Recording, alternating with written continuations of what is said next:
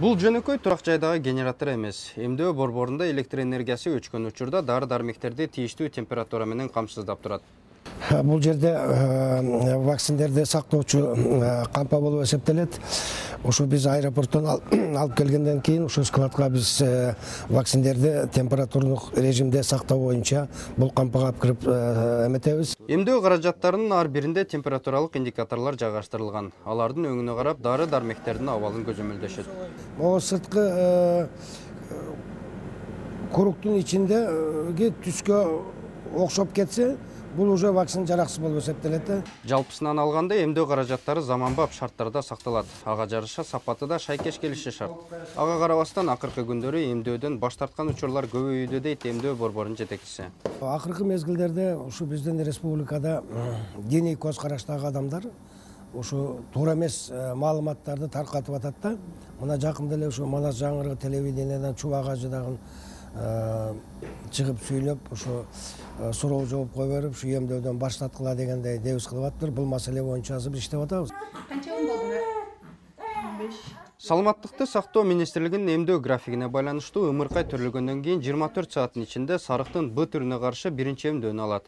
Төрөт үйүнөн чыгаарда кургак учукка каршы эмделип, 11 жашынан тарта ар бир 10 жыл сайын кептөөр, сенек, шал оорусу, көкжөтөл жана башка илдеттерге каршы эмделет. Натыйжада өлкөдө 93-жылдан бери шал оорусу катталган эмес. Бирок 2011-жылы Кара Суу аймагынын тургундары эмдөөдөн баш тартышып, кызамык оорусу жайылган. Ошондо 98-жылы төрөлгөн кыз, окуучу кыз Анжиянга туугандарына барып, ошол мезгилде Өзбекстанда кызамык жүрүп аткан. Ошол жерде ооруп келип, анан ошол көчөдөгү балдар эмделбей калган, баягы убагында барып алар баш тарткан, ошолор баары ооруп калбадыбы?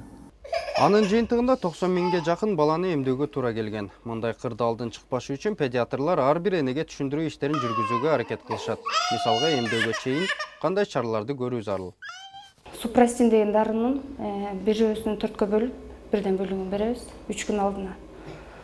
Ошо анан 3 күндөн кийин келип уже прививкасын ала беребиз. Эмдөө дени сак балдарга гана жасалат. Ага байланыштуу ар бир ымыркайды үйүнө чейин барып, саламаттыгынын өнүгүшүн көзөмөлдөйбүз дейт педиатр Майрамгүл Серкебаева. Төрөгөндөн кийин бизге маалымат берүүсүн сурайбыз. Андан кийин биз биринчи жолу бала төрөт үйүнөн чыккандан кийин биринчи 3 күнүнүн ичинде үйүнө барып көзөмөлгө салабыз. Ошондой эле баланы бир айга чейин үйдөн көрүп турабыз. Бирок мындай жигердүү иштерге карабай эмдөөдөн балам жабыркады деген энелер да жок эмес.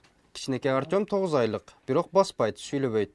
Эми гана түстөрдү айырмалай баштады дейт апасы.